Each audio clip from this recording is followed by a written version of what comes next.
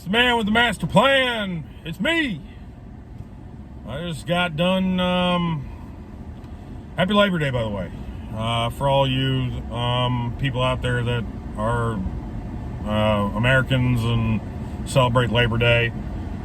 Anyway, I just got done with. I just got out of seeing the 30th anniversary of Jurassic Park. If anybody, I mean, you'd have to be like living underneath a rock to not know about Jurassic Park. It's directed by Steven Spielberg. It has Sam Neill in it, Laura Dern, Jeff Goldblum. I can't remember the guy who played John Hammond. It also has the guy that that played Newman and Seinfeld. And yeah. So anyway, I just got done seeing that.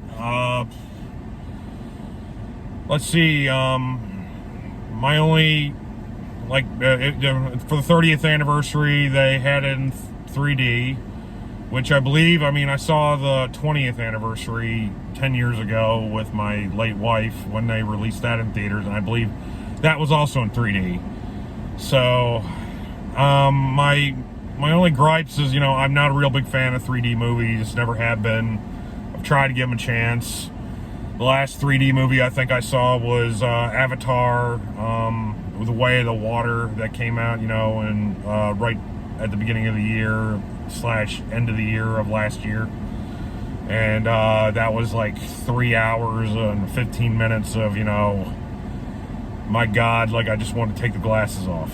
Anyway, well, with this, it wasn't nearly as bad with the 3D glasses. Would I rather have seen it without the 3D glasses? Yes. But it actually, it worked. Before I went in to see it, I totally had forgotten about what it was like seeing it in 3D 10 years ago. And I was like, what are they going to do to basically, add to the movie with the 3D technology or whatever? That they made a movie back in 1993 before the 3D thing really, took off. And by taking off, I mean it was sort of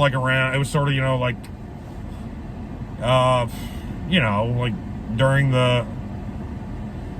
What was it, during the late 2010s or right around the 2010s or early 2010s, through the late 2000, to the mid 2010s, I was like, the hot thing at the moment was the 3D technology bullshit that they were trying to put on us. They were selling the 3D TVs and the whole 9 yards, and next thing you know, by mid 2010s, maybe 2015, the 3D aspect was pretty much gone from the realm. There weren't any 3D TVs being sold anymore. That was right around the time when 4K started coming out. I bought a 4K TV right around that time. Before that, I had a 3D TV that I bought, a Bravia 3D TV that I bought, when did I buy that? It was 2010 or something like that, or 2009. And next thing you know, within 5 years or 4 years, that they weren't selling them anymore. So that's all I know, is that, I know that they release some 3D movies every so often, and I know even when Avatar, because I remember when Avatar, the first one, came out in 2009, that was all the rage was 3D technology. Look at how amazing it is in 3D and blah, blah, blah. But the problem was that, that was the only movie that really did it well, and then after that, nothing really ever did it well. So I was like, why? What's the point? What's the point of having this 3D crap if it's not going to even be really all that great? And quite frankly, like when they did, Avatar Way of the Water, like, I mean, from what I read and understand, they didn't even like shoot that in like 3D. They basically did the same thing, that what everyone's doing now is basically shooting a movie and then just adding 3D aspects to it, and that's sort of like what happened here with the Jurassic Park movie that I just saw.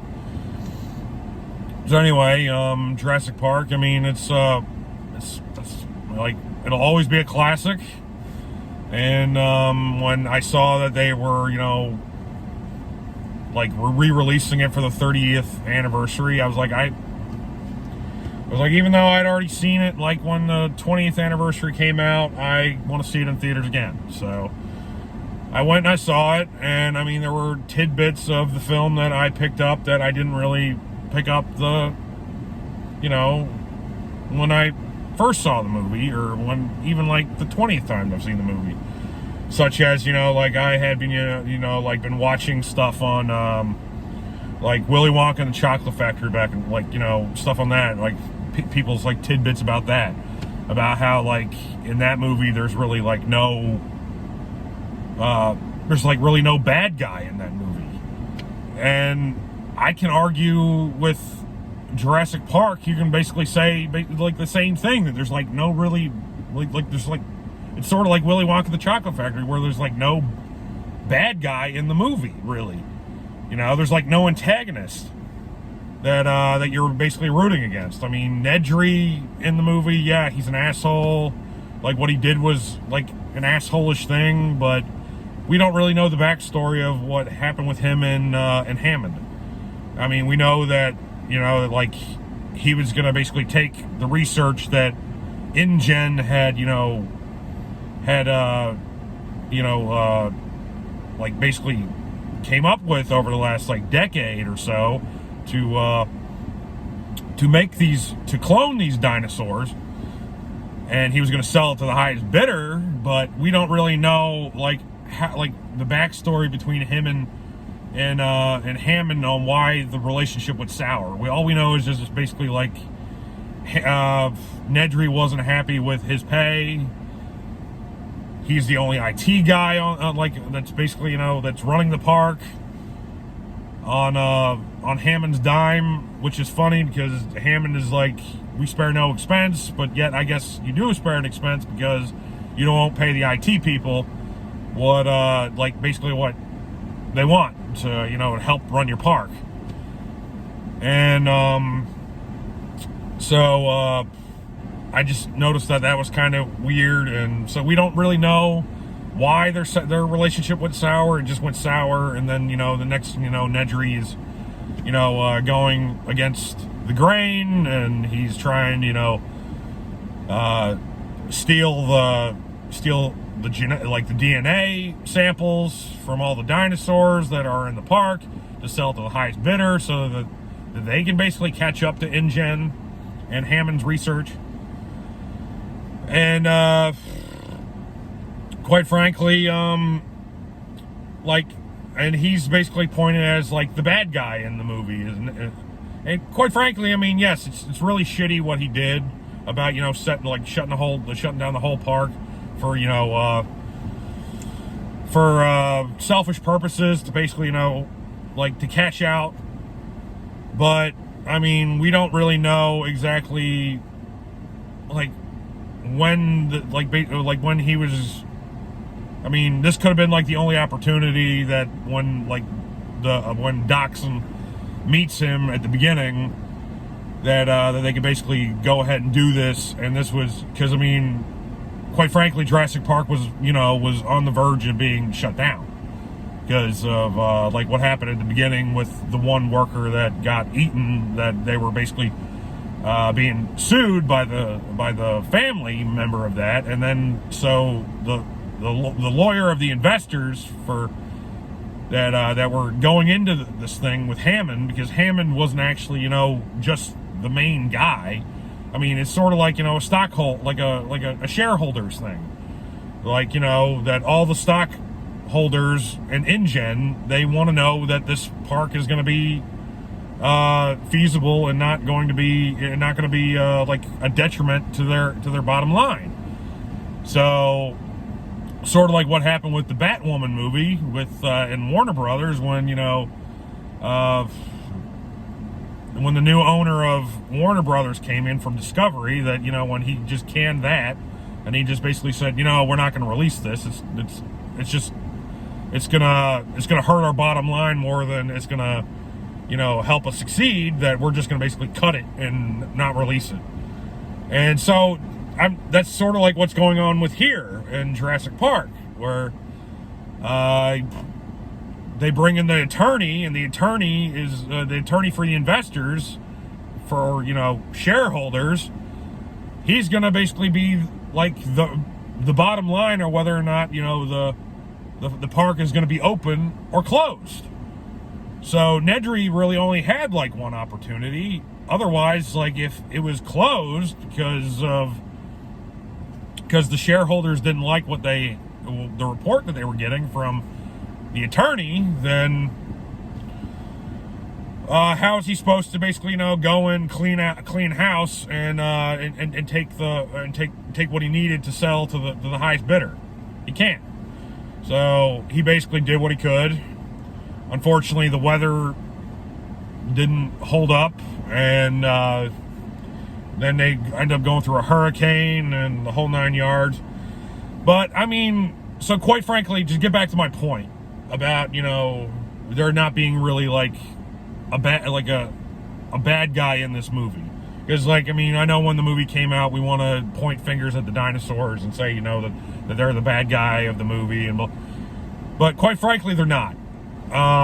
They're just a pawn in this whole scheme they're a pawn in this whole situation, and just like the humans are in this situation. They're just a cog in this whole thing. For example, how they got Grant and Laura Dern's character out there to do out of Montana, which I didn't really realize when I first watched this movie, years and years and years ago. But I picked up on it since. Is that that basically when they go and are angry at whoever made a mess of their dig site, and they realize it's John Hammond in there. And the reason why they basically they pucker up and they let it go is because John Hammond has actually been funding their dig there for the last 2 or 3 years or something like that. Because he said he's been funding them for $50,000 a year to be there out in Montana doing this dig. So quite frankly, I think when he went to go out to meet them, that they would be like a shill for him, because he's been paying their way for their research for years. And that's how he basically gets them out of Montana to come to Jurassic Park, was because he said, I'll fund you for the next 3 years. So that means that he's going to pay him another $150,000 to come out to Jurassic Park to, basically sign off on his park. So that that he won't basically go under. And so anyway, the whole thing about the movie is that John Hammond just basically thinks that he can throw money at everything, and just like Willy Wonka and the Chocolate Factory, many argue that Grandpa Joe is actually the main villain of the movie. And right here, I can say, to me, going back and looking at this, I think the main villain of the movie is John Hammond, of this movie. Because, he comes out here and, he's, everything is just basically trying to get the park open no matter what. I mean, he even uses his grandchildren as pawns in his scheme. When everybody shows up and the attorney and the 3 experts are going to go on this tour, he doesn't let them know that his grandkids are going to be following them, basically following them along into the park with them. You know what I mean? So that basically when he when he introduces them, he's like, yeah, this is going to be our target demographic for the kids. Basically, this is going to be the target demographic, and we're going to see how they basically using it like, you know, like a test screen, like what they do with Hollywood movies. You know, he's basically using his grandkids as guinea pigs in this situation. And we're talking about like prehistoric dinosaurs, carnivores, not just herbivores, carnivores on this thing. And they had already lost one worker earlier on in the movie to a sudden death from the raptors. And so he was so like egotistical and full of himself that he thought that he could get away with this, that he actually, you know, was using his own grandkids as a test subject. And I mean, like, you know, his one grandkid died in the movie. Like, he got electrocuted and had to be resuscitated by CPR from Dr. Grant. And I mean, like, they almost all died with the raptors when they got released, when they basically had to shut the whole park down. So the moral of the story of this movie, in my opinion, is, you know, like, corruption and greed can lead us all to bad decisions. Because, like, Dr. Grant only went and did this thing because of monetary value, because he was going to get another $150,000 for his dig.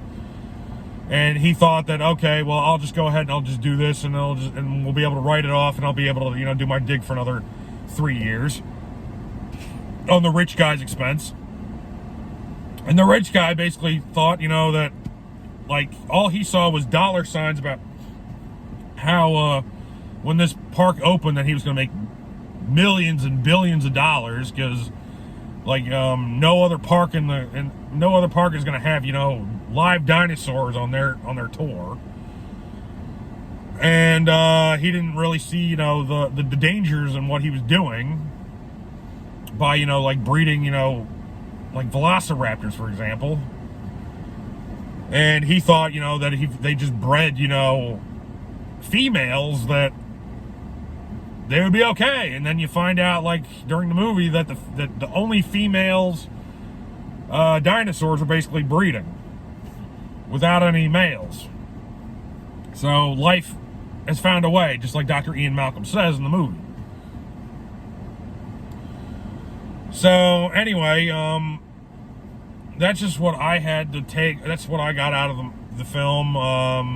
Moral of the story is, to me, is, you know, like, pay your make sure you pay your employees, like, make sure they're happy, and don't take advantage of them. Because I've been down there on the same road. I've been sort of like the same way as Nedry has been, like, in the past, where I was working the job of 5 people, and I was getting paid the same amount as other people, as the other people around me, and I was, you know, like, it made me genuinely upset to get paid that amount, the same amount as the other people I was working with, but yet I was the building block of, you know, everything around me. And so morale is an important thing. I mean, if you are not good to your workers, then your workers aren't going to be good to you. And then eventually there will be a blowout, whether or not it be, you know, like something like this, or in my situation where I was basically let go. It happens. That's life. But anyway, to get back on the film,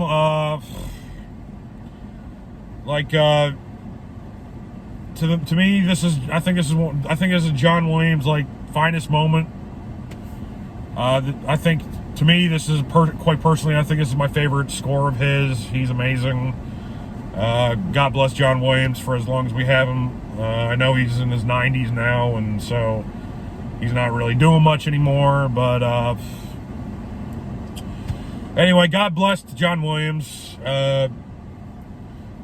And quite frankly, I mean, seeing this movie, I think that there was a really big missed opportunity when, with the Barbasol can of DNA,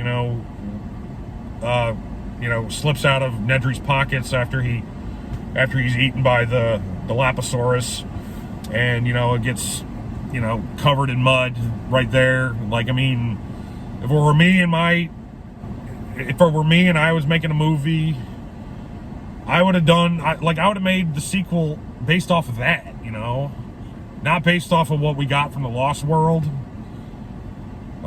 Which, I mean, the Lost World, I think, gets a lot of hate, even though I don't think it's warranted. I mean, I do think it's really fatty. But quite frankly, I mean, the more I watched it, the more I liked it. I mean, when I was a kid, I really didn't like it, because I guess, I just had a big thing for Dr. Grant. I was hoping Dr. Grant would make a reappearance in the Lost World, which he didn't. And what was up with Dr. Malcolm? I mean, in this movie, I mean, Dr. Grant basically threw I noticed that, Dr. Grant threw the flare away, and the T-Rex was running in that direction. And all of a sudden, Dr. Ian Malcolm, out of nowhere, just decides to tear off another flare, and then, he's running with it, and then he throws it, and he expects the dinosaur to run that other way. He basically caught it. Have you ever heard of tennis, where they call it unforced errors? And so he basically broke his own leg, because if he just sat back and did nothing, the dinosaur was running that direction, and he would have gone the other way, and Dr. Grant would have saved them from having the T-Rex around them at all. But instead, I don't know what Ian Malcolm was doing there. He just basically decided he wanted to be a hero, I guess, too. And he did his thing, and next thing you know, he has a broken leg. But anyway, so to get back on point, with the 3D stuff, I thought it was fine. I would have rather seen it without it. It's still an A in my book, even with the 3D done. I'm glad I got to see it again. I know it's playing in select theaters still for, I don't know, maybe next couple days. And so that's basically what I got. And so comment below. Sorry, I had some popcorn earlier, and the older you get, the more I burp and stuff like that. So I had some popcorn and whatever. So comment below and let me know what you think of my hypothesis about about this film, because quite frankly, I think to me, I don't really see a main bad guy in this movie besides John Hammond and his potential greed, and him wanting his flaw of wanting to give the world something that they could actually touch, because he was he didn't want to leave the world with just basically a flea circus that was just an illusion. So I think John Hammond had a lot of character flaws, spared no expense except for the IT guys that were running your park, and then you wonder why your park basically on the most important day of its tenure, right before you open, that shit hits the fan. So anyway, that's what I got. So comment below, subscribe, tell me what you think. Is there anything that you think I'm missing about the movie? I read all comments and everything, and I quite personally, I love talking about film. I hope that I could start, a podcast with somebody soon or whatever. But anyway, this has been fun for me, just going to the movies and talking with you all about movies and sharing my love about movies. So, Jurassic Park, A. We all know it's an A. I mean, it's one of Steven Spielberg's finest movies. It was revolutionary in special effects with Stan Winston. God rest his soul. And that's basically all I got. I could probably talk about this movie with somebody, bounce stuff off them for hours, but right now I'm at like 25 minutes. I'm happy that I got to see this. I might see Bottoms tomorrow. I don't know. I'm supposed to see something with Matt on Thursday. So I'll keep you all in the loop. Anyway, this is Mike with, I don't know if I can, I mean, Matt and I have this thing called We Like the Movies. I don't know what mine would be called. So anyway, this is Mike from